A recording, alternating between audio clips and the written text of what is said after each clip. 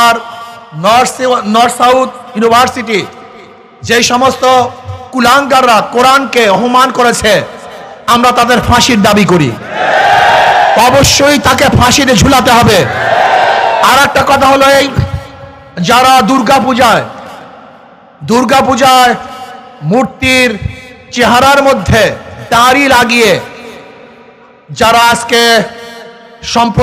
সম্প্রতি নষ্ট করার জন্য হুমকি এবং উস্কানি দিচ্ছে, আমি বলবো তাদেরকে চিহ্নিত করে বিচার করতে হবে। ঐশ্বরের মুখের মধ্যে দাড়ি লাগিয়েছে, এটা সম্পূর্ণ স্পষ্ট উস্কানি। আমি মনে করি স্বরাষ্ট্র উপদেষ্টাকে অবশ্যই তাদেরকে চিহ্নিত করে বিচারের আওতায় আনতে হবে। আমরা কোনো অবস্থাতেই বাংলাদেশের মধ্যে সম্প্রদায় সম্প্রীতি নষ্ট করতে দিতে পারি না। কাজে আল্লাহ আমাকে এবং আমাদের সবাইকে ইসলামের পক্ষে কাজ করার তৌফিক দান করেন। আল্লাহুম্মা আমিন।